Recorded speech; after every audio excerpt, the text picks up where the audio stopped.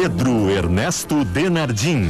Olá, boa tarde, 1h03, sala de redação deste 31 de dezembro de 2020, o ano está terminando, o ano foi longo, o ano foi complicado, foi difícil, mas a gente superou. Eu sei, muita gente perdeu pessoas queridas, muita gente perdeu pessoas que são extremamente importantes para todos, a nossa compreensão, o nosso carinho. Mas parece que está chegando a vacina e parece que em seguida a gente não terá mais essa pandemia que complicou tanto a vida de tanta gente, né? Então vamos lá, porque terminou o ano para o Grêmio, que classificou-se para a final da Copa do Brasil pela 9ª vez, mostrando uma cultura extraordinária nesta competição, e terminou o Inter no G4. Também terminou bem. Nada ganho, nem para Grêmio, nem para Inter, mas boas possibilidades para o ano que vai chegar logo em seguida.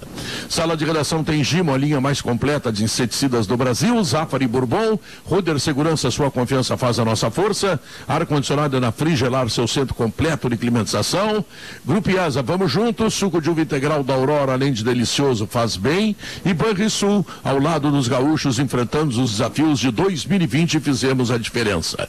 Olha, para 2021 tem uma boa recomendação aqui, você pode economizar com os painéis solares WEG da metalúrgica Schwalm, Schwalm.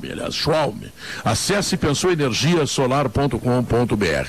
Ontem o Grêmio foi muito bem lá no Morumbi, não deixou o São Paulo jogar, São Paulo não teve situação de gol, e o Grêmio está na final da Copa do Brasil. Antes de falar um pouco mais desse jogo, e bastante desse jogo, eu sei que o André Silva teve uma longa entrevista hoje pela manhã com o presidente Romildo Bolzan, e tem informações importantes para trazer para nós, não é, Andrezinho? Boa tarde.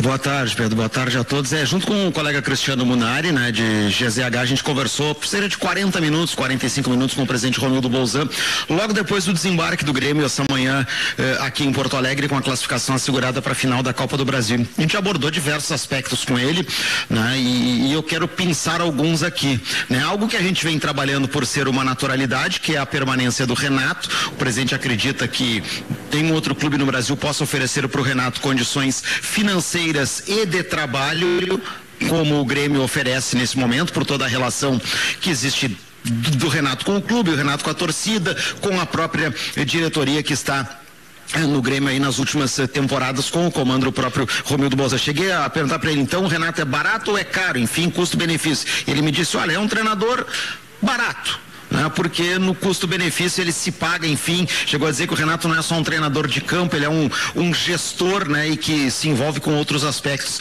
que são fundamentais no dia a dia do Grêmio. Falou também, Pedro, sobre a questão do PP. Ontem se abordou muito isso também no pós-jogo. O PP fez algumas colocações em rede social, o seu próprio empresário, depois isso foi apagado, depois surgiu um vídeo dele com o Rodrigues dizendo que era a sua última dança, ele dizendo, fiz a minha parte, enfim. O presidente disse o seguinte, que não tem proposta concreta nesse momento. Teve no meio do ano e o Grêmio não quis, naquele momento, analisar, porque o Grêmio estava vendendo o Everton e não perderia 2 jogadores da mesma posição e privilegiou o aspecto técnico, já que o Everton compensava o aspecto financeiro naquela oportunidade. Aí eu insisti, mas agora, se voltar uma proposta dos mesmos moldes, no mesmo valor, há esta possibilidade, que disse o presidente, não posso conjecturar porque não tenho de novo essa proposta em mãos, mas disse que vai tentar, evidentemente, manter ao menos até a final, a palavra foi essa, até a final da Copa do Brasil, todo o grupo de jogadores do Grêmio, lembrando que as finais deverão acontecer nos dias 3 e 10 do mês de fevereiro. Falou sobre umas outras questões financeiras, por exemplo, e aí me chamou a atenção, Pedro, que normalmente os clubes põem alto o valor de venda, né, de jogadores dentro do orçamento, da projeção de orçamento. Ele disse que o valor para o ano que vem é de apenas 28 milhões de reais de venda de jogadores, né? Que o Grêmio não vai depender disso para ter a sua sustentabilidade ao longo da temporada. Disse, por exemplo, que os valores da Copa do Brasil não estavam previstos no orçamento para compensar o orçamento de 2020, que esses valores já poderão ser incluídos para 2021, dando aí uma garantia de que esse aspecto financeiro não vai preocupar o Grêmio, mesmo que, por exemplo, o Grêmio tenha tido 16% de queda no seu quadro social, né, em função de todas as questões econômicas que a gente vem vivendo aí desde março em função da questão da pandemia. Depois a gente pode falar de outros assuntos que a gente abordou nesse bate-papo com ele. Significa dizer o seguinte: o Grêmio tem tranquilidade financeira, o Grêmio termina bem 2020 e quem sabe estará melhor em 2021 para a satisfação da torcida do Grêmio. Quem se atreve a falar sobre a classificação do Grêmio? Zé Alberto, posso começar contigo? Pô, é um prazer, Pedro. Boa tarde aos amigos do Sala. Boa tarde. Quem é que chamou? Sobre isso, Zé. Até sobre isso, e ontem eu estava acompanhando vocês e semana passada eu lembro que eu trouxe no Esportes ao Meio-Dia, antes do primeiro jogo, a expressão que o Grêmio entraria com a faca nos dentes, né? Muitas pessoas interpretaram, mas isso não adianta, só isso, enfim, não sei o quê. Tu caracterizou muito, né, Pedro, lá nos anos 90, as expressões Sim. da alma castelhana, enfim, e eu coloquei isso presente hoje, e aí ele disse para mim o seguinte: olha, André, faca nos dentes, sangue nos olhos, são expressões que a gente leva assim em decisão, tem que levar isso pro vestiário, tem que ter bom time, tem, mas precisa ter esses aspectos, porque tem que no mínimo empatar nisso sempre com o adversário. E aí me disse o seguinte, e até me chamou a atenção, ele usou o Santos, que é o exemplo claro deste ano, mas usou o Atlético Paranaense, a eliminação do ano passado, como exemplo de que o Grêmio naquele momento não encarou com esta disposição aquela semifinal depois de fazer 2-0 aqui em Porto Alegre. Verdade. Zé Alberto. Olha, Pedro, eu estou muito feliz com a classificação do Grêmio, por toda a tradição da Copa do Brasil, e eu até pelo fato de profissionalmente a gente ter trabalhado desde o início dessa competição e visto essa saga gremista, ou uma saga gaúcha, já que o Inter também tem título, e o Juventude tem título, a gente testemunhou tudo isso, então a gente tem um apreço, nós gaúchos temos um apreço muito grande pela Copa do Brasil, e os gremistas sobremaneira, é a 9ª decisão que o Grêmio chega, então eu estou muito feliz que o ano termine dessa maneira para o Grêmio, para o futebol gaúcho, como também está terminando muito bem, especialmente para o Juventude, e até para o Inter, não está mal, o Inter está no G4 do Brasil, mas esse fato é um fato marcante para a final do ano. O Grêmio mudando o seu jeito de ser, pelo menos nesse confronto, eu não vejo isso como sendo uma receita definitiva, não acredito que se o Grêmio adotar esse estilo faca nos dentes, agora em todos os jogos ele vai ter o sucesso que teve ontem, isso é uma coisa que requer tempo, esse Grêmio do Renato não foi forjado assim, é uma coisa para mim episódica, que pode até ser reproduzida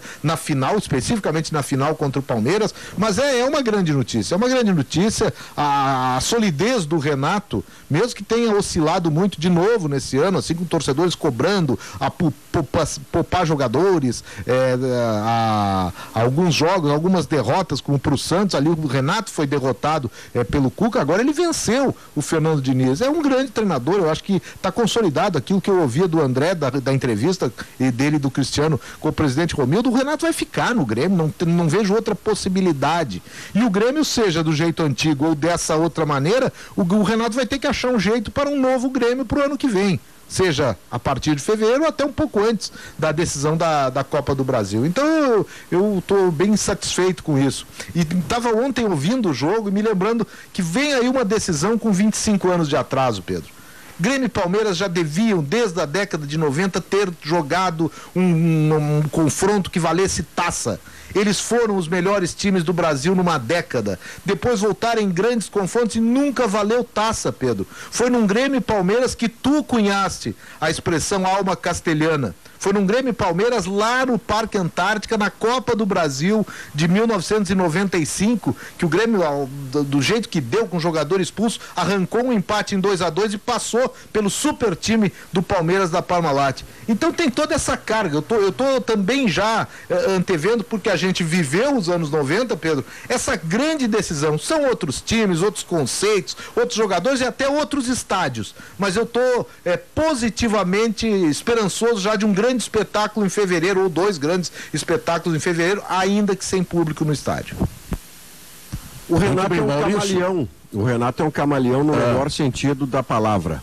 Camaleão não porque troca de cara, não porque seja duas caras, não é o sentido pejorativo, e hoje é um tempo, 2020, em que você tem que explicar tudo que vai dizer para não ficar entre vírgulas uma interpretação que cada pessoa dê com a maldade que leva no coração. Então, camaleão, porque ele consegue, desde 2016, perdendo sucessivamente jogadores importantes, protagonistas do seu time, ele consegue recomeçar ciclos sem que haja troca de comando. É o mesmo comandante que vai recomeçando ciclos e remontando times, desde perdas como Wallace, Arthur, Jailson, Pedro Rocha, Luan e recentemente Everton e futuramente PP. Ele está fazendo isso com enorme competência. E ontem, e no primeiro jogo na Arena, o que fez o Renato foi adaptar o seu contexto, a sua realidade, ao que ele podia fazer contra um time que neste momento pode jogar melhor futebol do que o Grêmio. Se você pensar o Grêmio confiante em alta contra o São Paulo confiante em alta, o Grêmio ia querer a bola para ele.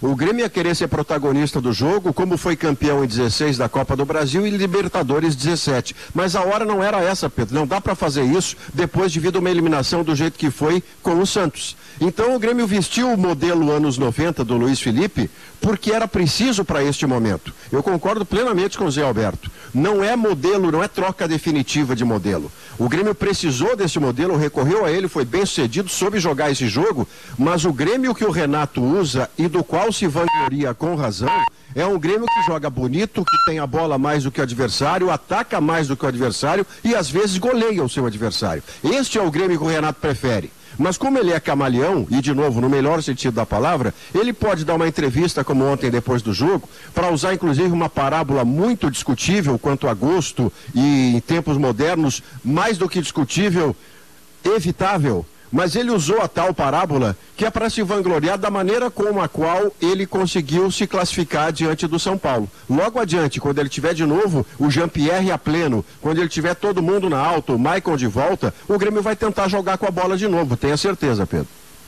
Aliás, o Jean-Pierre voltou a ter um futebol. Né, foi estratégico, não tem dúvida. Mas o Jean-Pierre jogou um futebol bem menos importante do que aquilo que a gente imagina outra vez, né? Mas é que o jogo não era pro Jean-Pierre, né? Nessa estratégia do Renato, o Renato fez um jogo tático. O Renato não quis a bola. O Renato deu a bola pro São Paulo. E eu acho que faz parte o Maurício fala de um Renato camaleão, né? Mas faz parte também, Maurício, de um processo de amadurecimento do técnico, né? De maturidade.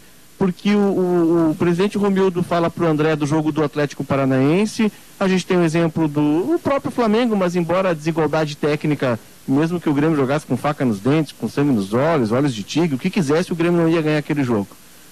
E o jogo contra o Palmeiras, contra o Santos, o que há é eu percebo um avanço do Renato como técnico, que é de entender que nem sempre a ideia dele, o jogo dele, que é bonito, que ele implementa no Grêmio, que ele fez evoluir no Grêmio, ele vai ter supremacia sobre o adversário. Tem momentos em que é preciso dar uma recuada, tem momentos em que é preciso dar o que os argentinos chamam um passo ao costado e jogar o jogo. Foi o que o Grêmio fez contra o São Paulo. O Grêmio jogou o jogo, né?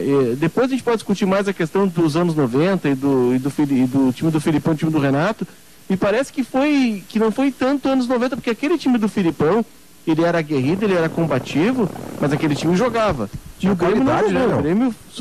O Grêmio não, e jogava, né, Maurício? Jogava. Ganhava daquele Palmeiras, que era uma seleção brasileira, jogando bola, marcando muito, mas jogando bola. E o Grêmio nesses dois jogos, isso chama atenção, e tu observa bem a questão do Renato, Maurício, é que o Grêmio não jogou. O Grêmio não quis a bola, o Grêmio teve 30% de posse nos dois jogos, fugindo da sua característica. Por quê? Porque foi estratégico. Aquele time jogava porque tinha jogadores de altíssima qualidade, claro, né?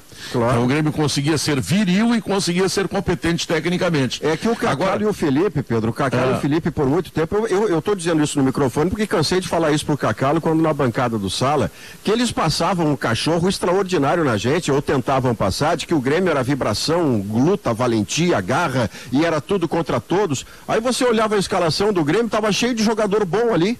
Só que o Grêmio foi contratando jogadores que se afirmaram no Grêmio e não estavam afirmados no clube anterior. O Paulo Nunes, por exemplo, era banco no Flamengo, o Jardel às vezes sobrava do banco do Vasco e eles vieram se afirmar no Grêmio. Mas aquele Grêmio tinha Carlos Miguel, tinha Arilson, tinha Dinho Goiano, tinha Roger e Arce nas laterais. Da onde que esse time é médio? Não, ele não é médio, ele tinha muita qualidade, mas agregava essa qualidade aquele espírito castelhano, alma castelhana que você tanto referiu. O Grêmio precisou fazer isso agora, porque neste momento, com o Jean-Pierre, que é o centro técnico da sua equipe, com o Jean-Pierre voltando de mais uma parada, o Jean-Pierre, Pedro, nos últimos 8 meses, não, vou para 10, nos últimos 10 meses, ele não jogou 2 meses de futebol.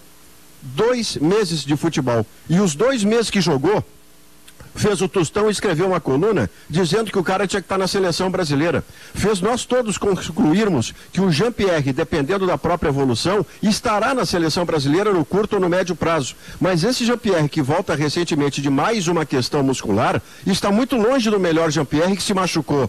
Ele se machuca num jogo que não precisava nem ter jogado, saiu no meio do primeiro tempo e levou 3 semanas para se recuperar. Quando o Jean-Pierre estiver pleno de novo, quando o Maicon tiver voltado e em condição, o Grêmio vai tentar ter a bola, porque da sua natureza é o conceito prioritário do treinador. Que neste momento, espertamente, e de novo, espertamente não é no sentido malandro, é no sentido de estar atento ao contexto. Ele pega e usa o contrário. Eu sei jogar sem a bola. Eu não preciso a bola o tempo inteiro para ter sucesso. Claro que não, mas prefere. Agora, eu saio preocupado com o Jean-Pierre nesse final de ano, e o Roberto Filomena está perguntando o seguinte: bom, já que não era jogo para o Jean-Pierre, por que o Renato botou ele? Não, é uma pergunta interessante, né? Eu penso diferente, Pedro. Eu penso diferente, Leonardo. Eu penso o seguinte: o Jean-Pierre ontem, ele foi incomparavelmente melhor do que no jogo de Porto Alegre. E o jogo de Porto Alegre, né? Mas ontem ele levantou a cabeça. Ele procurou a bola, ainda que não tivesse com ela nos pés. Ele teve algumas jogadas de começar o lance, as bolas que passaram por ele, a maioria teve bom destino. O Jean-Pierre ontem ele estava no jogo. Na quarta-feira da semana passada, eu que tô com o Tostão nessa, jogador de seleção, e lá atrás eu falava nele no PP. Sim, mas como o jogador de seleção olímpica. O futebol de ontem ainda está longe de ser o futebol de seleção. Está longe. Mas é que ontem, o que mais ontem me agradou no Jean-Pierre foi que ele pelo menos tentou estar no jogo. O jogo de quarta passada é emblemático. O Jean-Pierre tem que olhar aquele jogo e ter vergonha da atuação que ele teve na arena. O Grêmio jogou com 10 jogadores, ganhou o jogo sem precisar do Jean-Pierre. E ontem não. Ontem, talvez por essa sacudida, por essa modificação que acabou na cabeça dele também funcionando, ele se deu conta que mesmo num esquema que não o privilegia, não é o jogo pro Jean-Pierre, ele podia olhar para cima, olhar para a bola, olhar para os parceiros. No jogo passado, eu repito várias vezes, olhem o lance onde se machucou o Pedro Jeromel. É um lance que o Jean-Pierre simplesmente abandona a jogada ao ter a posse de bola perdida. E o Pedro Jeromel vai para 2 bolas divididas na área adversária para tentar recuperar. Aquele ali é o exemplo do que o Jean-Pierre precisa fazer, é esquecer a despreocupação. Ontem ele estava preocupado, ontem ele estava um pouquinho mais próximo daquilo que vem a ser o jogo que ele for o protagonista. O Jean-Pierre é o cara do Grêmio, ele é aquilo que o Carlos Miguel foi naquele Grêmio que nós estamos falando aí contra o Palmeiras. Ele é o homem da inteligência com a técnica, ele é o cara que faz o time jogar. Ele tem que ter, o Carlos Miguel era manhento, hein? Mas era o quem fazia aquele Grêmio jogar. Mas a entrega do Miguel era bem maior. Claro. O Miguel no começo coletivamente, da carreira esquerdo, né? O Miguel se entregava bem mais, né? Bem mais. O Jean-Pierre, eu acho o seguinte, que falta ele jogar o grande jogo bem, né? Ele nunca jogou um grande jogo bem, né? Só jogou os jogos médios até agora. O grande jogo ele não decidiu ainda. O PP já decidiu o grande jogo, o Jean-Pierre não. O Jean-Pierre tem um Grenal, né, de Caxias, que ele faz o gol, que ele vai bem, acho que foi o dos jogos não, o melhor dele.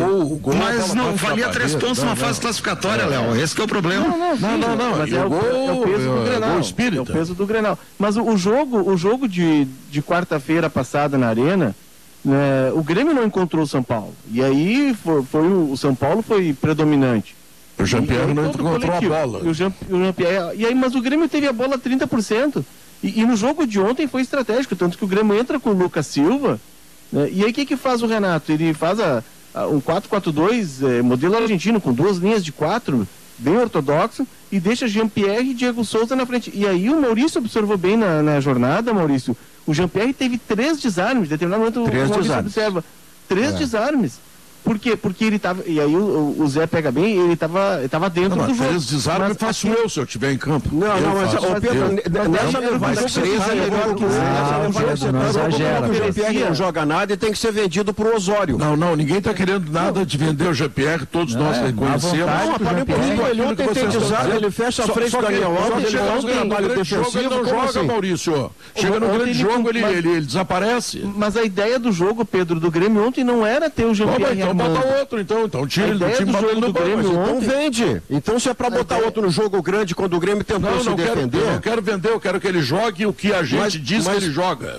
Mas, não é que a gente diga que ele joga. O Grêmio que recentemente teve uma série invicta com 7, 8 vitórias consecutivas, o Grêmio que estava fora da Libertadores no ano em que o Jean-Pierre foi promovido a titular e o Jean-Pierre bota o Grêmio na Libertadores na próxima fase, a entrada dele, aquele Jean-Pierre já decidiu o jogo grande. Aquele Jean-Pierre jogo grande não vai para a seleção brasileira. Não é verdade, Não é verdade, Pedro. Não é verdade que ele não jogou o jogo decisivo. O Grenal é o PP, não é o Jean-Pierre. Não, mas e daí, Pedro? Só tem Grenal de jogo decisivo? O Jean-Pierre, eu só quero que ele jogue, só isso. Não, todos nós mas ele joga, mas isso que eu tô te dizendo, Pedro. O contexto de ontem é um Grêmio que não queria a bola. Mas então não pode Jean-Pierre. Mas não, Pedro, mas ele joga. Não, Pedro, você precisa de um cara para ter a bola nos raros momentos em que você tem a bola, que ela esteja no pé de alguém que saiba jogar. Porque se nós tivermos que cancelar o Jean-Pierre, cancela o futebol. Não. Maurício, deixa eu entrar aqui, eu tava ali no GE, e aí acabei entrando depois. Primeiro, não é verdade que o Jean-Pierre não joga a partida decisiva, o Maurício lembrou bem, era isso que eu queria dizer, quando o Jean-Pierre entra no time naquela Libertadores, ano passado, que o Grêmio tinha 3 derrotas, ou 2 derrotas e um empate, precisava ganhar os 3 outros jogos, e ele é um dos melhores em campo, 3 jogos decisivos. O Jean-Pierre faz gol que bota o Grêmio na fase seguinte, é uma vitória, então onde não o é Jean-Pierre verdade. faz gol na pequena área. Quem faz gol no Grêmio é o PP, quem decide é o PP. Então vende pro Osório Futebol Clube, que deve estar precisando para jogar o CR. Jean-Pierre joga ele joga o que tu diz que ele joga, só isso. Ponto 2. Então, primeiro, ele joga partidas decisivas. Ele pode não ter ido bem em outra partida, mas ele já jogou bem partidas decisivas, inclusive Grenal. Né? Eu lembro dele, ele estreou num Grenal que ele foi super bem elogiado, inclusive, jogou. Surgiu um problema assim. Mas quem decide é o jogo de ontem, Pedro. Um bom PP é atacante, né? O Diego Souza. Atacante, as assistências do Jean-Pierre. Eles decidem, mas não é verdade que ele não decide. Muitos gols do PP são impasses do Jean-Pierre. Mas não no grande jogo. Mérito do Renato. Não, claro. É que ontem, Pedro, ontem o Grêmio não tinha bola, Pedro. Ontem o Grêmio... Não. Libertadores tenta que classificar. Ontem o Grêmio armou uma estratégia. Ontem o Grêmio, olha assim, ontem, só um pouquinho, Léo. Ontem, o mérito do Renato foi ter feito uma estratégia defensiva sem encher o time de volante, de zagueiro e fazer retrancão. Ele colocou jogadores de características ofensivas para uma estratégia bem definida, 2 linhas de 4, baixas, impedindo o São Paulo de entrar. Ou não é atacante o Alisson, não é atacante o Diego Souza, não é meia clássico o Jean-Pierre, não é atacante o PP, não é lateral ofensivo o Diogo Barbosa. Esse foi o mérito do Renato. Ele não fez uma estratégia defensiva enfiando o time cheio de volante e de zagueiro. Ele conseguiu fazer o Jean-Pierre marcar. O Jean-Pierre marcou ontem. A gente não pode fechar os olhos. Quando ele não marca, Pedro, a gente diz, olha, Jean-Pierre é acadêmico, ele tem que se esforçar mais, porque senão o Jeromel... Sim, mas o maior elogio que eu vi o Jean-Pierre foi que ele fez 3 desarmes. Olha, eu esperava mais o Grêmio. Ontem armou alguma coisa, o jogo exigia isso dele, Maurício. Fechar a linha, jogar, defender, não é só desarmar que é defender. Ontem, Diogo, o jogo exigia do Jean-Pierre isso porque o Grêmio não teve a bola. E o que pensou o Renato? Com o Jean-Pierre, a hora que pegar a bola, um passe dele coloca um dos extremos ou até o próprio Diego Souza na cara do gol. Mas não teve foi estratégia de jogo. Não teve porque o Grêmio não conseguiu. E outra, o Grêmio foi a não jogar. Foi estratégia do Grêmio. Porque cada lateral. Mas o Diego Souza deixou o Vitor Ferraz dentro do gol e quase fez um gol de bicicleta. Numa bola parada, né? No escanteio. Sim, mas não importa. Por que não estava na bola parada, na cobrança de falta? Porque ele não estava na bola parada porque ele cobrou o escanteio. É ele que bate o escanteio. Pedro, ele bate o escanteio, ele não pode cabecear na área. Não dá para estar na área também ao mesmo tempo. No mesmo tempo não dá. Não, isso realmente não dá, isso é impossível. Não, mas eu quero mais. Vocês estão de má vontade com o Pedro. O problema é que vocês estão de má vontade com o Pedro. O que o Pedro quer, vou tentar ficar do teu lado. Que o Jean-Pierre seja o Jean-Pierre na decisão, é isso? Que ele não seja o Ganso. Que começou bem demais, a gente sabe que o Ganso teve uma lesão, inclusive eu estava no jogo no Olímpico, ele teve lesão, mas que ele não vire o Ganso, que de grande promessa, né? Mas aí como a gente está vendo, né? E o problema, e eu acho que o exemplo, eu sempre uso esse, até fui lembrado, não, mas o Ganso depois que voltou da lesão, o Santos ainda foi campeão da América, ele estava bem, mas não era o mesmo de antes da lesão. Isso, só que o Paulo Henrique Ganso, ele tem uma coisa que eu não quero que aconteça com o Jean-Pierre. Eu vejo no Jean-Pierre o mesmo potencial do Paulo Henrique Ganso, que é o seguinte, botar na cabeça, o Paulo Henrique Ganso, ele mascarou. Ele mascarou na medida em que ele foi insensado e achou que voltando de 1 ano e meio de lesão, ele continuava sendo no mesmo nível do Neymar, como ele era tratado antes. Não, o Neymar tinha decolado e ele era um homem, um jogador com a necessidade de se recuperar. O Jean-Pierre... O Jean-Pierre recebeu, Pedro. O que tu recebeu, Pedro? Vai. Recebi do Marco Aurélio Souza, querido. Jean-Pierre é o Tim Maia do futebol brasileiro. Marca o show, mas não vai. O Marco é o talentoso, mas eu não vou recorrer ao Tostão, nem ao Maurício, nem ao Diogo, nem ao Zé, nem ao Léo, nem ao Andrezinho. Não, mas todo mundo sabe que ele joga, Maurício. Eu vou recorrer ao comandante do programa. Não, para aí, Pedro. O comandante do programa chama Pedro Ernesto Denardim. Algumas vezes eu estive ao lado do Pedro Ernesto Denardim na narração de gols, em que o Jean-Pierre ou fez o gol, ou deu o passe que transformou o Pedro num poeta da palavra. E você teceu os mais enormes elogios ao Jean-Pierre, não porque era exagerado, é porque ele mereceu. E o que eu estou dizendo para você, Pedro, parece que a gente está brigando, mas não está. É que você está sendo injusto com o Jean-Pierre ontem, porque ontem o jogo era para o Jean-Pierre se integrar a uma ideia geral sem a bola, de marcação, e ele fez isso absolutamente bem. E se mais não fez com a bola no pé, é porque o Grêmio não avançou com a bola no pé para receber esses passes do Jean-Pierre. O Grêmio não se posicionou propositivamente no jogo, porque não era essa a sua estratégia. Então o Jean-Pierre não jogou mal ontem e os outros jogaram bem. O Jean-Pierre fez o que os outros fizeram. E o melhor de todos, até porque é um defensor, o melhor de todos, nós dois votamos juntos, foi o Lucas Silva. Eu só estou sugerindo a você que você não cometa uma injustiça com o Jean-Pierre ontem. Ontem ele não jogou mal. Ontem ele estava numa ideia de jogo. Eu cometo uma injustiça. Tu dá uma opinião, é isso? Não, eu estou pedindo a você que revise o seu conceito, porque o Jean-Pierre ontem eu não quero está sendo injusto com ele. Fazer sistema de marcação é melhor o Alisson do que ele. Ele precisa jogar, Pedro, o que o Alisson não sabe. Mas é que não adianta, se o time não tem a bola, não tem como jogar. O Pepe toma a bola no gol, Pedro. Pepe toma a bola no gol. E é justo a gente dizer que ele foi mal ofensivamente? E o Jean-Pierre? Não, tudo bem, mas então vamos dizer que o Pepe jogou mal, porque ele o Diego Souza deu uma bicicleta só. Pois é que o Grêmio não está preparado para ser um time de jogar. Então não bota o Jean-Pierre, bota o outro. Mas o Jean-Pierre não é atacante, ele é armador. Tira o Pepe, então. Então tira o Pepe, que só toma a bola no gol. Pepe quase fez um gol na gaveta. O Diego Souza teve 2 lances brilhantes. Isso aí decide o jogo. O Jean-Pierre nunca esteve próximo de decidir o jogo. Mas ele marcou. Não, mas para marcar o Alisson é melhor que ele. O Pedro, então a gente vai ter coletivo, Pedro. Não é um processo individual. É um processo coletivo, ele participou do processo coletivo. Não, mas é que ele participou do processo coletivo. Em cima da vítima, vocês parecem... Não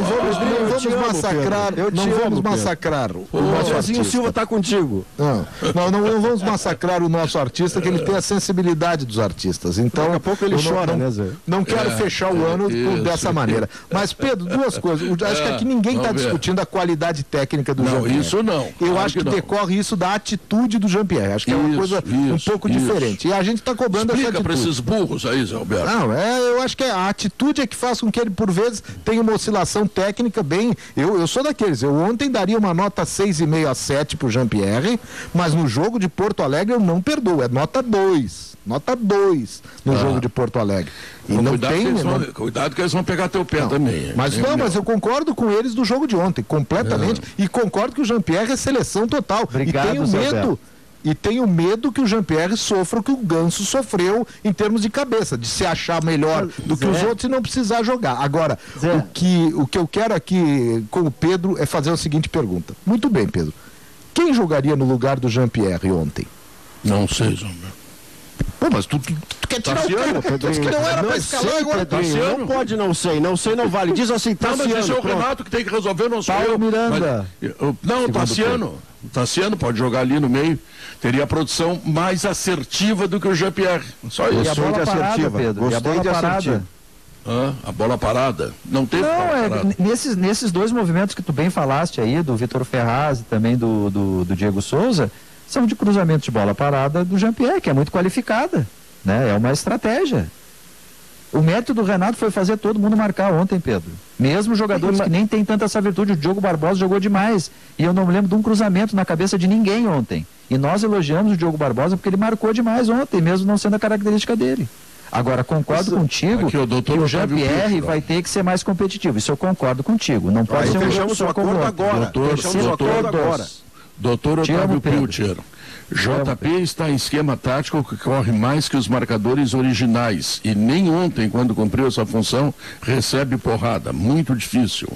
Quer dizer, tem gente concordando comigo aí, né? Bom, não, e aí tem outro aqui. O torcedor espera do Jean-Pierre que ele pegue a bola. É o que eu espero também. Ontem o Jean-Pierre, eu até usei uma figura na coluna seguinte, ontem o Jean-Pierre tirou o fraque e a cartola e colocou o macacão de operário, ontem ele foi operário. Ontem ele não jogou para deslumbrar, ontem ele jogou pro time. E ontem o Grêmio não jogou para deslumbrar. Vem cá, o Grêmio demorava para bater lateral. O São Paulo tentava esquentar o jogo, o Grêmio esfriava. Foi a estratégia do Grêmio, funcionou muito bem. Tanto é que com 10, 15 minutos a gente tinha muito claro qual seria o desenho do jogo. Só um acidente tiraria o Grêmio da final. O Grêmio teve controle total do jogo. Não deixou o São Paulo em nenhum momento. O São Paulo teve a bola, mas não ditou ritmo nenhum. O ritmo foi o do Grêmio. O Duda Pinto tem uma legal aqui, Leonardo. Ontem não era jogo pro Jean-Pierre nem pro Ronaldinho Gaúcho. Eles são bailarinos. Ontem era briga de facão. Não, ele disse assim, Pedro. Ele disse assim, ó. Ontem não era jogo pro Jean-Pierre nem pro Ronaldinho, rapaz. Eles são bailarinos. Ontem era briga de facão. Aqui, ó. Isso aí eu me lembro do Duda Pinto quando diziam lá nos idos do falecido Denner, que o Denner não jogaria com aquele tipo franzino e driblador dele, não jogaria no interior do estado. Pois o primeiro jogo do Denner no interior, o Duda Pinto deve lembrar muito bem, que era bailarino também. Foi lá em Santana do Livramento contra o Grêmio Santanense, na Vila Honório Nunes. Sabe o que aconteceu? O Denner acabou com o jogo, deixou o Claudio Miro, na época, Quiri no Grêmio Santanense, deixou no chão, deu paninho em todo mundo, o Grêmio ganhou o jogo lá e nunca mais se falou isso. Então não falem isso sobre os bailarinos, tá? O Duda Pinto, Duda, bailarino não. Olha aqui, o título gaúcho do Grêmio, Pedro, o título gaúcho do Grêmio em 93 é na Boca do Lobo, embarrada, o goleiro Juarez, histórico goleiro do Pelotas, tem gol do Denner, se não me engano, né, e acaba com o Denner na tela, comemorando com a torcida, ou seja, então, vamos ver se o jogo do Caio fazer isso. Olha aqui, o doutor Otávio Pilcher, eu fiz uma leitura aqui, mas eu interpretei mal o texto. Ele disse que ele está num esquema que tem que correr mais que os marcadores originais. Discordo 100% de ti. Tá? Então eu quero dizer pro doutor Otávio Pilcher o seguinte: se tu não fosse o grande otorrino que tu é, tu ia morrer de fome. Não, eu quero dizer uma coisa pro Otávio. Otavinho, tu ia morrer de fome, Otavinho. Ô Pedro, você só leu a mensagem. Olha aqui, ó Zé, o Pedro só leu a mensagem do Otávio achando que o Otávio estava com ele. Quando viu que não, queria cancelar. Não li de novo, eu tinha interpretado mal. Olha parece aqui, que o Otávio Pilcher não aceita mais o plano de saúde do Pedro, agora é fichado. Chegou o Gimo 70, Gimo álcool 70 aerossol, a proteção do álcool aliada à praticidade do aerossol. Gimo, qualidade comprovada. Quando o leite fresquinho e nutritivo que chega no Zafari encontra suas receitas que todo mundo gosta, a vida acontece. Zafari Bourbon, economizar é comprar bem. Top executivo, Ruder. Top of Mind, Ruder. Bicampeão. Segurança é com a Ruder. Ela foi escolhida pelos gaúchos e pelos maiores empresários do estado. Se você está procurando um ar-condicionado econômico, conheça o Split Inverter da Springer Midea, que você encontra na Frigelar, porque quem entende de ar-condicionado escolhe a Springer Midea e a Frigelar. Intervalo comercial e depois esses rapazes que gostam de falar em microfone voltam com vocês no Sala de Redação. Falta 1h41, Grupo IAS apresenta novo Nissan Versa, um sedã com tudo que você nunca imaginou a partir de R$ 74.500. É só na IAS Nissan. O suco de uva integral da Aurora, além de delicioso, é saudável. Não tem adição de água nem açúcar, nenhum tipo de corante, você se refresca a qualquer hora e ainda aproveita todos os benefícios da fruta para a sua saúde. É sabor uva de verdade, até a última gota. Beba saúde, beba suco de uva integral da Aurora. Banrisul, em 2020 apoiamos nossos clientes para continuarem em frente e superamos os desafios com muita parceria. Então, para todos, feliz ano novo. Quero mandar um abraço para o prefeito Jairo Jorge, que está assumindo hoje a prefeitura de Canoas e que escolheu Pinheiro Neto como seu secretário de Cultura.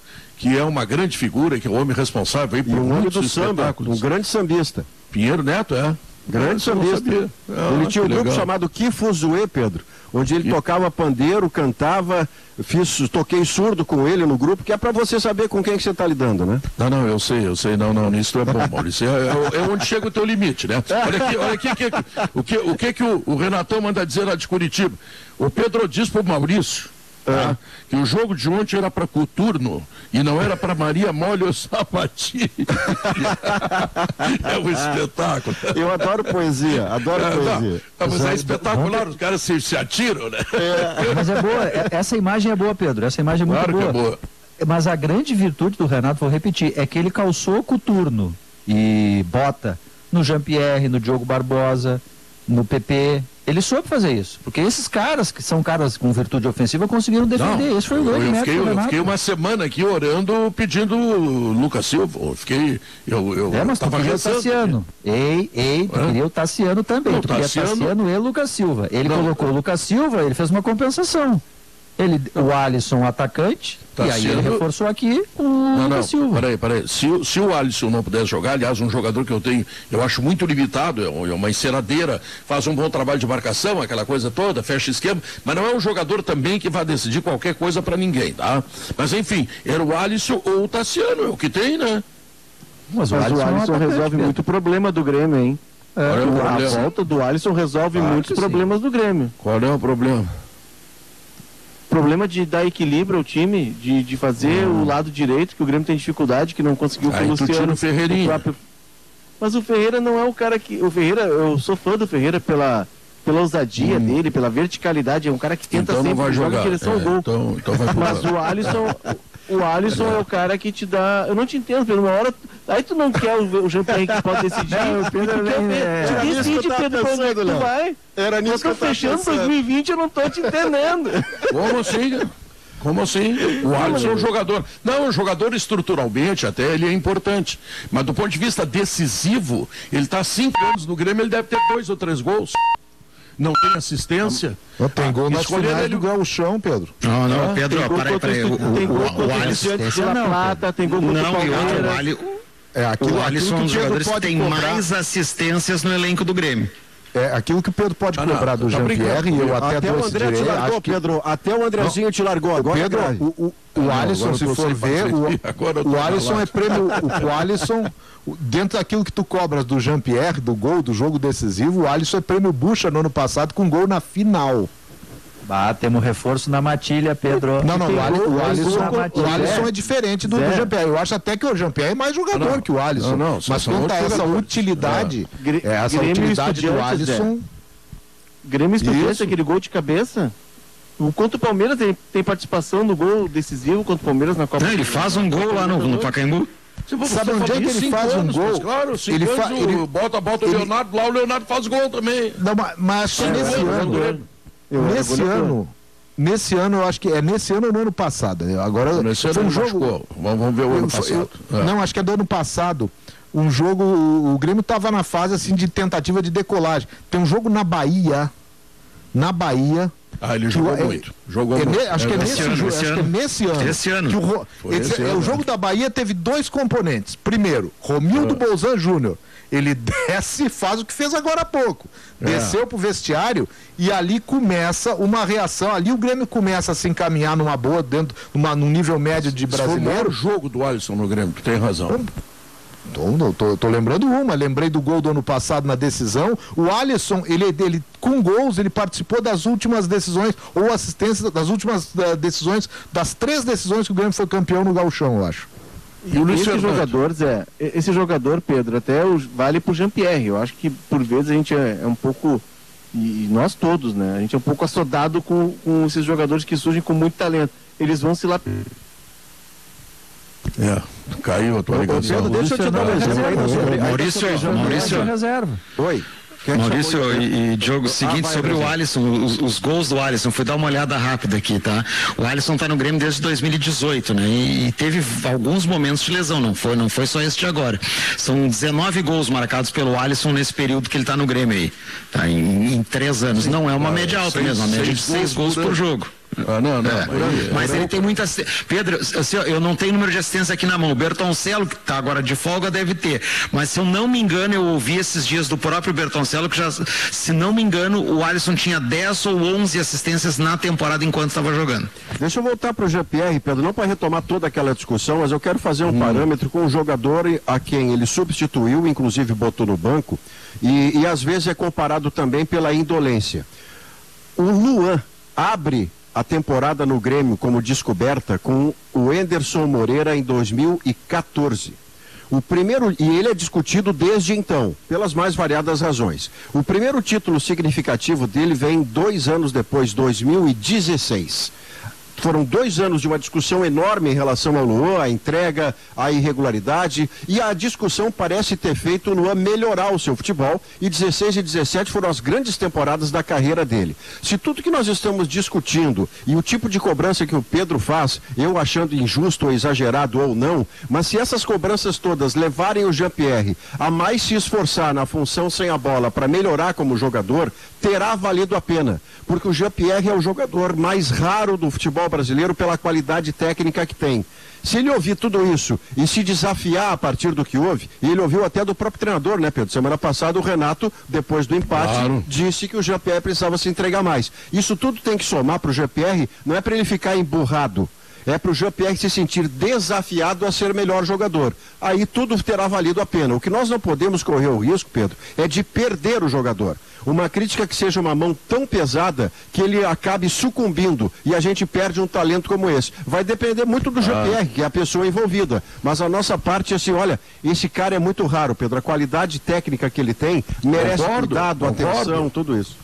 Doutor Carlos Conkle, lá de Rio Grande, que é amigo do Manhago, manda dizer o seguinte: 3 temporadas do Alisson conseguiram achar 2 gols importantes, Estudiantes e Palmeiras. Atacante com média de 6 gols por ano não me serve. Tá? Ai, meu Deus. Pedro, falar em gol... De um ouvinte. Falar em gol, agora eu vou provocar os outros todos, acho que menos a ti. O Zé, acho que também não. O propositivo Fernando Diniz fez 4 jogos contra o Grêmio desde o ano passado. Sabe quantos gols ele fez? 0. Nenhum. Tomou 3-0 ano passado e esse ano são 2-0 no Morumbi, a derrota com o gol do Diego Souza. Acho que o Fernando Diniz contra o Renato não consegue jogar. Não, na parte que me cabe, o Andrezinho, até porque você até nem me citou, mas eu estou me atirando. Eu eu não fui citado diretamente, mas eu quero contextualizar isso. Chapeuzinho. O Fernando Diniz tem ideias que me agradam, mas essas ideias só farão sentido para consolidá-lo como treinador de ponta quando ele puser faixa no peito.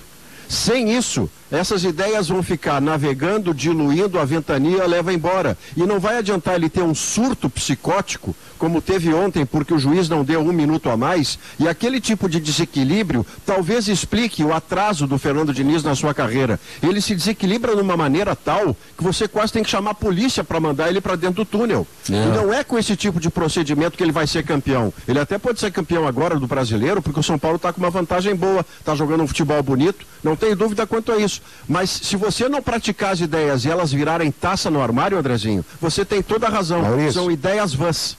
Sabe de uma coisa, esse negócio de bom técnico, eu concordo que o Fernando Diniz tem futuro, assim, ele vai ganhar títulos, ele tem ideias, concepções de futebol.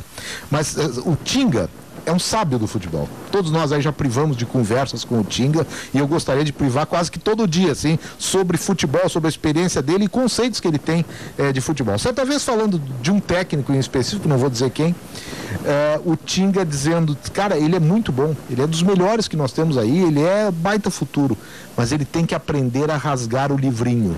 O que é rasgar o livrinho? Rasgar o livrinho é fazer o que o Renato fez ontem. É pegar os conceitos que ele tem como preferenciais e esquecer por algum momento ali, porque ele precisa disso. Os grandes técnicos fazem isso. O Tite, por exemplo, é um técnico que tem os seus conceitos, mas ele foi campeão em grandes clubes, com grandes desempenhos, com esquemas totalmente diferentes. O Grêmio dele era diferente do Inter, que era diferente do Corinthians. E assim é na seleção brasileira. Ele vai buscando se adequando ao que ele precisa, ou o que ele tem como jogadores. Me parece que o Fernando Diniz ainda não entendeu essa parte. O time dele já começou a ser menos festivo, é um time que bate. O São Paulo é um time enérgico, essa parte da energia ele já conseguiu, mas ele não conseguiu sair do enrosco da marcação. Daquela coisa que o Grêmio, já em Porto Alegre, o Grêmio já tinha proposto alguma coisa assim, o São Paulo já tinha tido mais posse de bola e o Grêmio ganhou o jogo. E ele foi pro Morumbi com uma necessidade, mas jogando da maneira que ele gosta ou que ele sabe jogar, e não é assim que se faz. Pelo menos o Renato provou isso. O Grêmio ontem não jogou da maneira que o Renato gosta de jogar, jogou da maneira que o Renato sabia que tinha que ser para poder ganhar. Parece que o Fernando Diniz ainda tem que rasgar o livrinho. Ele tem levado muita lambada para aprender isso. E talvez o título brasileiro ajude. Ele tem 4 eliminações na temporada. Plano B. Só para me atirar também, Maurício. Oi, Diogo, desculpa, falei junto com você. Não, imagina. Só para fechar a linha dos que estão se atirando aí da provocação do André. O Zé Alberto tem toda a razão. Falta plano B para o Diniz. Falta o plano B para o Diniz. Ele pode ter um conceito de futebol, mas ele tem que ter variações sobre o mesmo tema, e ele não tem. E aí a convicção acaba virando teimosia. Ontem a gente viu ele o tempo inteiro falando na beira do campo. Roda, grid, agora, dinâmica, enfim, ele ficou repetindo isso e não foi além disso.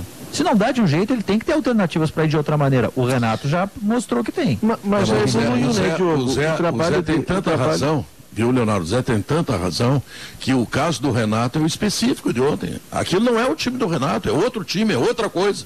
Só que para necessidade, ele quebrou o galho e levou o Grêmio adiante. Pronto. Olha, e o Renato... Tô concordando com o Pedro às 2 horas da tarde. Obrigado. Ô, Léo, pelo amor de Deus. Pedro, e o Renato tem 20 anos de carreira, quase. O Renato começa em 2001, se não me engano, no Madureira. E o Renato, depois daquela pancada do Santos, ele entendeu que precisava daqui a pouco mudar um pouquinho, sair da ideia dele. O Diniz significa dizer que esse treinador que tu está elogiando, que está vindo para o Internacional, vai ter muito problema, porque ele tem 1 ano de carreira. Não, mas o Tite com um pouco tempo de carreira foi talvez seja um técnico preparado, né? Sabe quem é que fez isso esse ano em Porto Alegre? Vocês vão lembrar, o Cudê, ele começou com um time fechado e aí teve um jogo quando o Inter passou na pré-Libertadores, se classificou para a fase de grupos. Na coletiva, eu lembro que eu estava na coletiva, ele disse assim: agora o meu time é diferente, eu não vou jogar mais com 2 volantes, eu começo a escalar um time do jeito que eu gosto, mas eu precisava me classificar, e para me classificar eu tinha que jogar seguro. O jogo contra o Atlético, ele muda totalmente a ideia dele, mas o Diniz, ele já evoluiu nessa temporada. O Diniz, Pedro, a gente tinha uma ideia do Diniz do futebol de toque no Atlético, ele nos encantou no início, no Fluminense também, depois ele sucumbia. O time dele já marca mais, já é mais equilibrado, ele é um técnico de evolução. Tá, deixa eu só lembrar. Não, claro. Olha aqui, ó. O Pinheiro Neto manda dizer o seguinte: o Maurício Saraiva tocou surdo comigo, excelente marcação de primeira. Eu não sei o que é marcação de primeira, Maurício, mas eu quero te dizer parabéns. Marcação alta. Lucas Silva. Eu achava Lucas Silva. Pedro, eu achava que o Maurício era bom no bumbo, hein, Maurício? Eu achei que tu tocava bumbo. Zé Alberto. O Lucas Silva faz marcação de primeira. Sim. Meu Deus. Explica surdo de primeira e de segunda para ele. Maurício é o Lucas Silva do bumbo. Maurício, eu vou tentar uma explicação carnavalesca, mas eu sou muito leigo nisso. Muito leigo. O surdo de primeira é aquele que dá a porrada. O primeiro, assim, que tu ouve. Aí tem um segundo, o surdo tá bum, bum. Aí, o outro responde. E ainda tem um surdo que é um centrador, que é o que o Paulo Paixão toca nas baterias quando ele sai nas escolas, que ele faz uma batida intermediária para dar um ritmo mais cadenciado. Nem todas as escolas têm, ou todos os sambas utilizam esse surdo centrador. Alguns é só de primeira e outros só primeira e segunda, e outros é só o de primeira. A Mangueira tinha isso, era surdo o tempo inteiro. Então o surdo de primeira é aquele que ataca. Então o Maurício Saraiva é ofensivo também no surdo. Então tá. Então vamos fazer o intervalo comercial. Surdo de primeira, Maurício Saraiva. E nós voltamos logo depois. Vamos falar do Inter também. O Inter está encerrando o ano também no G4, de uma boa colocação no Campeonato Brasileiro. Como disse o Milton Bolzano, ninguém ganhou nada até agora, mas estão indo bem para 2021. E é isso aí, Pedro. Nessa primeira hora de programa, quem está sendo surdo de primeira aqui sou eu. Tá bom, valeu. Voltaremos. vai fazer geometria, balançamento, vai cuidar dos amortecedores, calibrar os pneus, enfim, ver tudo que tem a ver com o seu carro para você sair com tranquilidade, você e sua família, para as férias aí nos próximos meses de janeiro e fevereiro. Então, Zé Pneus, 37 lojas espalhadas no Rio Grande do Sul, desejando feliz ano novo para todos e, sobretudo, desejando tranquilidade. Passe na Zé Pneus, faça a revisão do seu carro e viaje tranquilo com a sua família. Bom, Pedro, não, deixa eu só te dizer aqui, o Guerrinha não veio no programa hoje, está de férias, e aí o André Damasceno mandou um diálogo que ele teve com o Guerrinha, olha só que bonito, escuta aí. Vamos ver. Olha aqui, ô Pedrão, depois que aconteceu ontem na classificação do Grêmio, rapaz, eu vou largar de mão, Pedrão. Não tem mais, rapaz, não quero mais saber de nada, rapaz. Olha aqui, ó, não dá mais pra aguentar. O Renato Portaluppi é gênio, Pedrão. Rapaz, ele inventou o acadelamento histórico, o acadelamento triunfal, rapaz, o acadelamento heróico. Ele disse há 3 semanas atrás que o Grêmio jogava o melhor futebol do Brasil. Ele fez para despistar, Pedrão. O Grêmio é o melhor futebol não jogado do Brasil, rapaz. Não tem aquela história do o político bom é aquele que não rouba e não deixa roubar, Pedrão. O Renato inventou o novo normal, rapaz, do futebol. O técnico bom é aquele que não joga e não deixa os outros jogar. E aí o pessoal tá enlouquecido agora, O Renato vai ganhar essa Copa e vai fazer curso no mundo inteiro. Ele vai dar aula, rapaz. Aqui eu já tenho aqui até os cursos que ele vai fazer, Pedrão. É metodologia superior do jogo não jogado. Técnica e tática de um vencedor que não entra em campo, Pedrão. Olha aqui, ó, essa estratégia do Renato já viralizou na rede. O Filipão entrou ontem de noite com o advogado contra o Renato já. Filipão tá dizendo que esse novo normal foi ele que criou lá há 20 anos atrás. Os dois estão brigando, estão se matando, Pedrão, pra saber quem é o pai da criança. Olha aqui, ó, não dá pra aguentar. Larguei de mão, rapaz. Tchau, Pedrão. Bom 2021, Pedrão. Acadelamento épico foi maravilhoso. Metodologia superior do jogo não jogado. Não, mas o Renato, o André Damasceno tá de sacanagem ali, mas foi um jogo não jogado, né? Porque o Grêmio não quis jogar e o São Paulo não pôde, não teve jogo. O Grêmio furou a bola, Pedro. O que se diz no jargão do futebol, o Grêmio furou a bola. Furou a bola. Não teve jogo. No segundo tempo, sim. No primeiro tempo, o Grêmio teve estrategicamente para esse modelo novo, esse novo normal que o Damasceno brincou aí, a La Guerrinha, no novo normal do momento do Grêmio, no primeiro tempo, ele teve perto da perfeição, porque ele anula o São Paulo e, além disso, só ele poderia ter feito gol. No segundo tempo, sim, no segundo tempo, eu usei uma figura com o Eduardo Gabardo, você que é um cinéfilo, Pedro, você que gosta de cinema para dedéu, você deve ter visto o Tropa de Elite. Sim, Tropa de Elite, o Capitão Nascimento em determinada cena.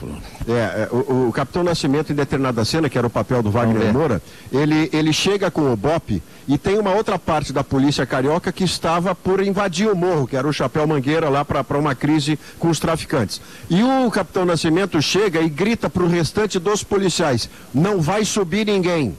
O que o Grêmio fez ontem com o São Paulo foi isso. Não vai subir ninguém, você não vai subir no meu morro, você não vai entrar na minha área, você não vai me levar a perigo, e não levou. O Grêmio foi o Capitão Nascimento ontem, Pedro. O São Paulo chegava até a intermediária, né, Zé? O São Paulo chegava até a intermediária. O Grêmio, quando o Grêmio marcou alto o São Paulo, ele criou inclusive a chance que o Vitor Ferraz perdeu. O Grêmio saiu 2 ou 3 vezes para marcar a saída do São Paulo lá em cima, e aí voltou ali pro seu quadradinho, e o São Paulo não entrou, o São Paulo não conseguia entrar. Eu não sei se vocês acompanharam no pré-jornada a gente entrevistou o Anderson Lima, que foi jogador do Grêmio, jogador do São Paulo, inclusive, também, e que agora trabalha na área técnica, já foi assistente técnico e agora no treinador. São Caetano, né? Estava no São Caetano, já enfrentou o Fernando Diniz lá. Jogou com o Fernando Diniz no início da carreira no Guarani e lá antes até no Juventus da Moca. E o Anderson Lima disse, perguntado, como é que se faz para conter esse estilo do Fernando Diniz num jogo como hoje? Ele disse, olha, não adianta marcar, se marcar alto, não vai adiantar, vai dar espaço mais à frente. Marca mais para trás, deixa ele ficar com a posse de bola até a metade do campo ou até a intermediária e a partir daí tenta usar o contra-ataque como arma. O Anderson Lima anteviu o que estava por acontecer. Mas, Pedro, olha aqui, para te dar uma força, sabe que eu estou sempre te dando força, né? Na carreira Alberto, tu sabe mais da minha carreira do que eu, Zé Alberto. Sei. Que esse analfabeto em música gaúcha aí não sabe nada. Não, exatamente, mas aqui o caso é futebol. O nosso grande ouvinte, Flávio Rosa, ele manda aqui. Jean-Pierre não é nada disso que estão falando. Bom mesmo é o Ferreirinha. Vocês estão tudo louco. Neste caso, Pedro Ernesto está certo. Eu não entendi muito neste caso, mas ele concorda contigo.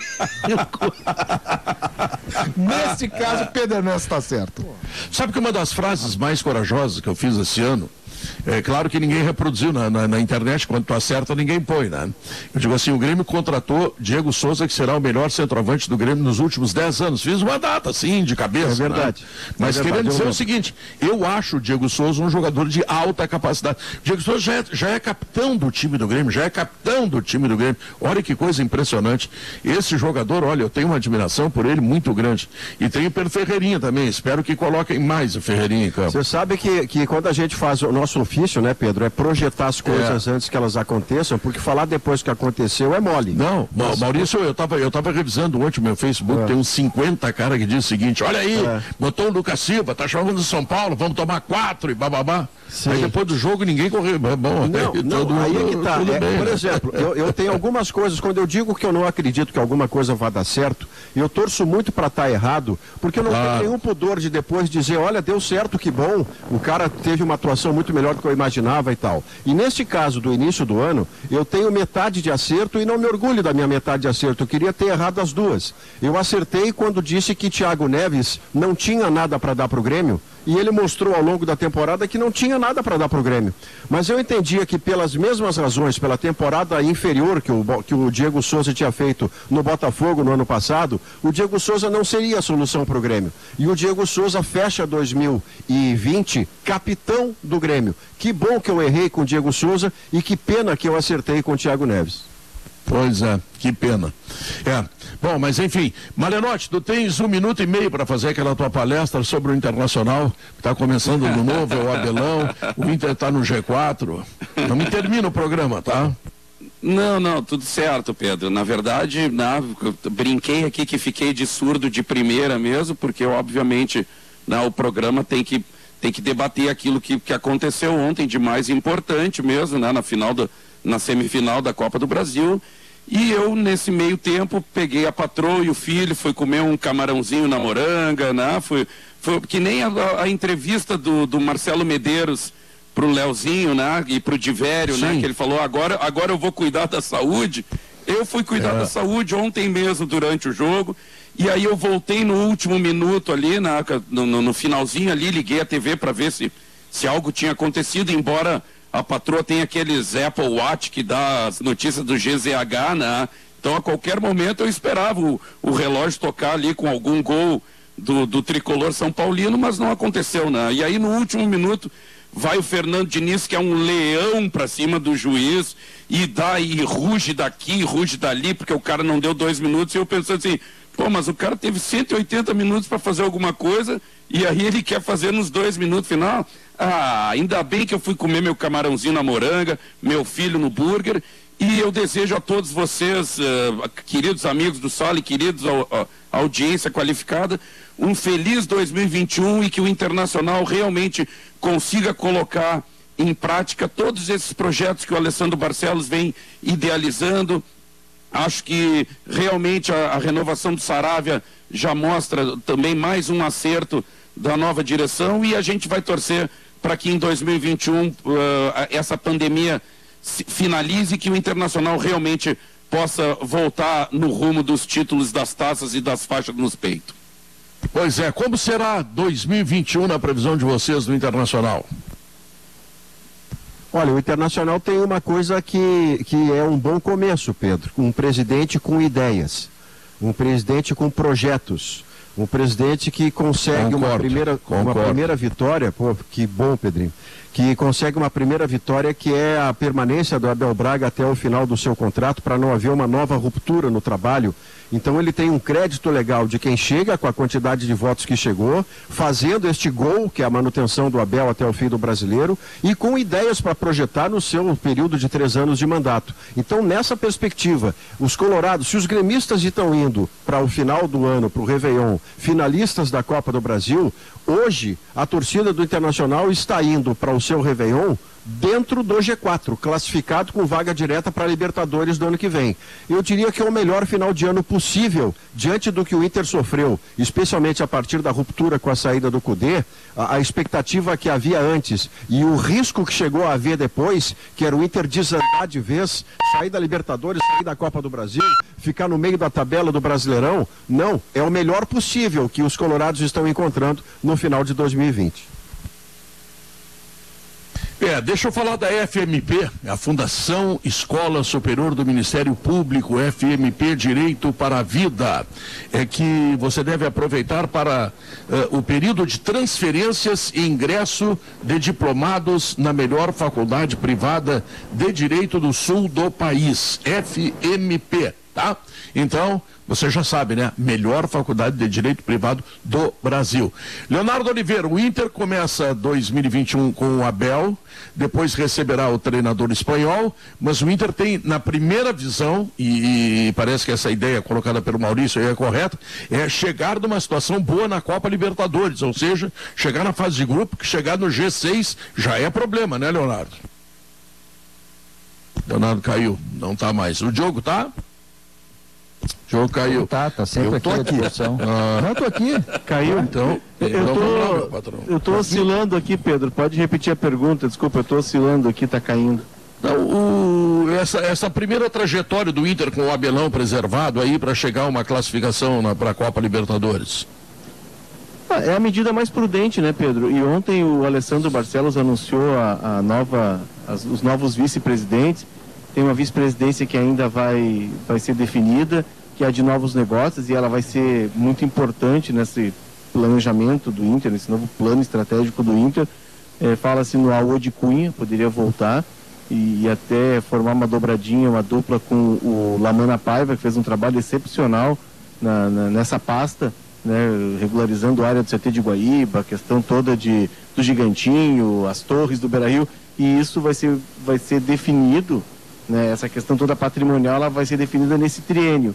Então podemos ter aí uma pasta com essas duas grandes figuras, né, o Aode, um cara muito reconhecido na gestão pública, mas e tem também uma nova estruturação, que são comitês que vão assessorar o Conselho de Gestão, e um comitê que vai ser do Nelson Pires, principalmente, ele vai estar ligado a novas tecnologias e inovação. O Inter vai apostar muito forte nessa ideia de monetizar seu conteúdo, de digitalizar o clube, é um passo muito importante. Quanto à questão do Abel, é aquilo que a gente já tinha dito, né, Pedro? É uma transição segura, o Inter resolve, a nova gestão resolve primeiro fechar o 2020 e não atropelar, começar o 2021 com o 2020 em andamento. Ainda temos 11 jogos do Brasileirão e uma perspectiva boa de G4, e agora a gente não sabe como o São Paulo vai reagir a esse tombo para o Grêmio. Pode ser que o São Paulo dê uma oscilada, são 9 pontos de diferença, é verdade, mas eu não descartaria totalmente. Muito interessante. O interessante é que a definição de Copa do Brasil com Grêmio e Palmeiras na final já criou G7, independente da Copa Libertadores. Outra coisa que precisa ser esclarecida. Palmeiras... Alberto, de novo. Tá, o Palmeiras e Grêmio, sim, tá. Aí um vai ganhar a Copa do Brasil e nós temos G7, porque serão 7 clubes, tá, isso. Exato. Mais do que isso, se o Palmeiras eventualmente ganhar a Libertadores da América, que se esclareça desde já, o Grêmio, mesmo sendo de finalista da Copa do Brasil, ele não herda a vaga se não ganhar a Copa do Brasil. Essa vaga vai para o Campeonato Brasileiro. Claro. Entendeu? Daí teremos mais uma vaga dentro do Campeonato Brasileiro. O vice da Copa do Brasil não ganha, mesmo que o campeão já esteja classificado. Então isso já cria uma novidade aí para o Campeonato Brasileiro. E no Inter eu quero destacar, dentro dessa equipe, o Léo há pouco falou de alguns nomes, eu acho muito interessante a volta de Jorge Avancini pro marketing colorado. O trabalho de marketing que vem sendo feito, o Inter tem tido, o Nelson Pires esteve à frente do marketing do Inter recentemente, ele vem sendo feito de maneira competente, mas se a gente pegar bem o upgrade do marketing colorado, vai chegar lá atrás quando o Avancini esteve à frente desse departamento. Então, acho que essa junção de profissionais, de ideias, e pelo conhecimento dele, que ele tem de clube, é com o Avancini. Claro que o time ajudava muito no marketing, mas foi com o Avancini a história o slogan do campeão de tudo, algumas ações muito importantes. Ali é um ponto de partida, Maurício, muito importante, que ainda está rendendo frutos. Então, a volta do Avancini, com esse pessoal que trabalhou recentemente, me parece uma boa receita.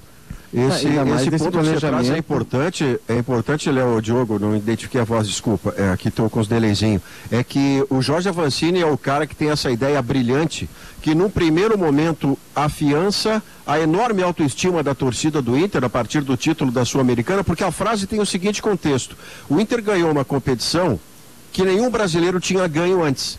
Mas à época, a Sul-Americana, ela se encerrava em si mesma, ela não levava para a Libertadores. Então, para não parecer que o título era menor do que de fato estava sendo, uma conquista em cima do Estudiantes de La Plata, o Inter, pela primeira vez, um brasileiro campeão de Sul-Americana, o Jorge Avancini teve essa sacada espetacular do Inter campeão de tudo, que garantiu essa força de animação dos colorados e que no pior momento, e aí não é culpa do Avancini, é culpa de quem usou mal a frase, passou a parecer uma soberba. Olha o Inter campeão de tudo caindo, ó. Não, aí é porque as pessoas que estavam à época no poder usavam essa frase para dizer bizarrices do tipo clube grande não cai. Quantas vezes eu ouvi essa bizarrice de quem deveria estar tomando uma atitude para não cair e não tomava atitude, apenas dizia essa frase vazia. Então o Jorge Avancini, ele tem essa frase e é mérito dele. Quem usou a frase mal depois, problema de quem usou. Bom, deixa eu passar para vocês rapidamente. Nós estamos no final do ano, Diogo. Eu quero te passar rapidamente como é que foi a retrospectiva de 2020. Em janeiro, foi louco de bueno. Em fevereiro, mais faceiro que mosca em xarope. Em março, quando veio a pandemia, preteou o olho da gachada. Em abril, que estava tudo fechado, caiu os butiá do bolso.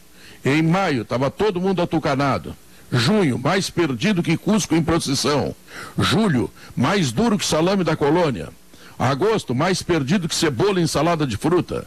Setembro, mais difícil que nadar de poncho. Outubro, firme que nem prego em polenta. Novembro, esgualepado. E dezembro, segue o baile. É uma rápida retrospectiva do momento cultural que eu apresento para vocês. Nós vamos ao rápido intervalo comercial, voltamos em seguida para que todos nós possamos desejar aos nossos ouvintes, aos nossos amigos, um grande 2021. 3 minutinhos e voltamos. Muito bem, 2h24. Maurício Saraiva, gostaria que você fizesse seus votos aí de 2021, por favor. Olha, primeiro, um enorme prazer, alegria de verdade, genuína, de conviver profissionalmente com pessoas de quem eu gosto.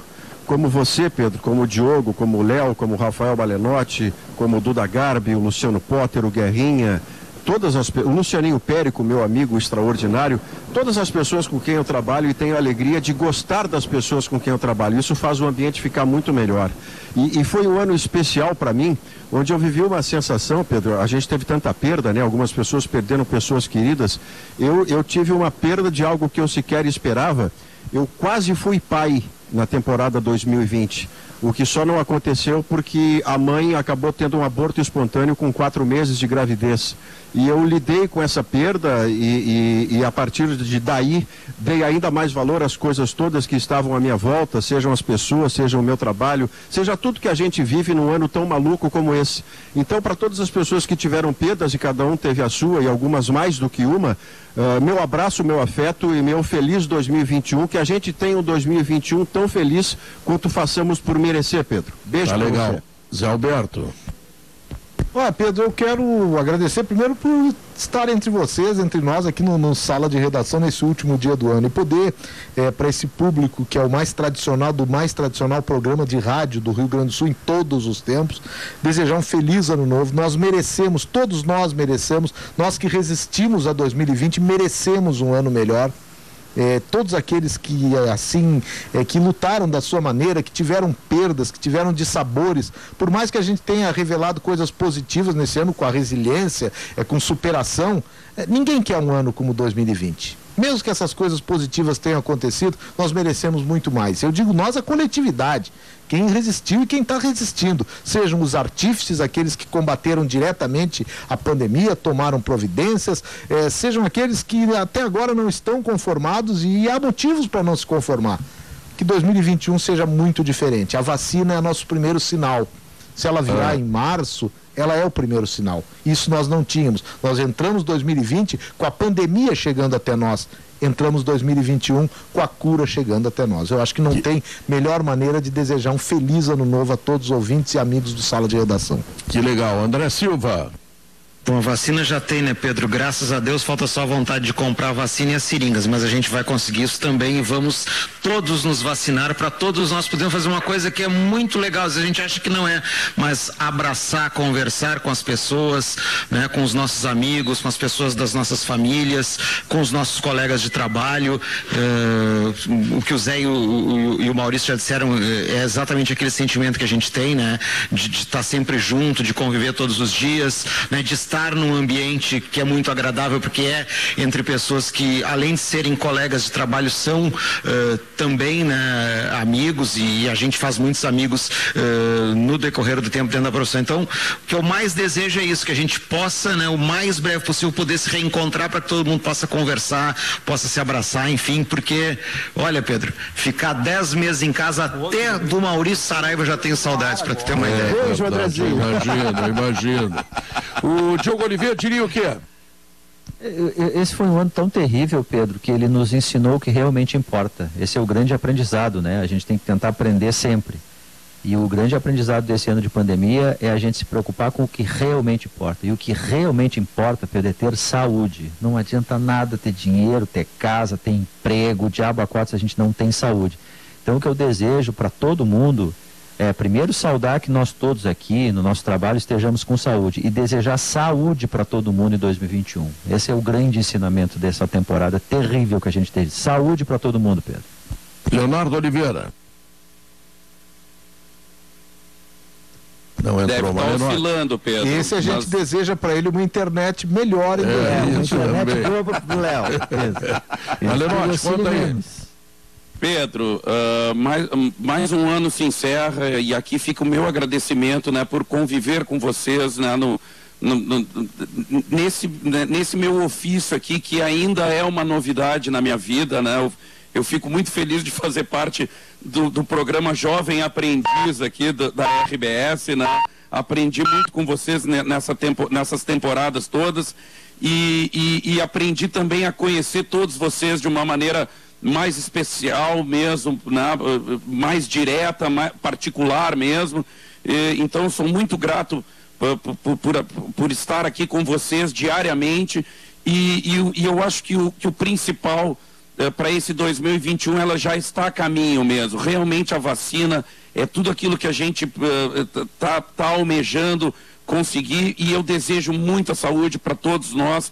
E eu tenho o maior orgulho de falar aqui como torcedor colorado, mas numa hora dessas eu quero deixar bem claro que a saúde eu desejo para todas as torcidas, para todas as religiões, para toda a diversidade sexual, exatamente para todos os seres vivos que habitam esse planeta, né? Um planeta que vem sendo castigado ano após ano justamente pelos atos que o ser humano vem cometendo contra o nosso meio ambiente mesmo. Então, nesse final de ano, quero desejar realmente um fechamento da melhor maneira possível desse 2020, para que a gente possa prospectar 2021 com muita saúde, com muita paz, com muita alegria.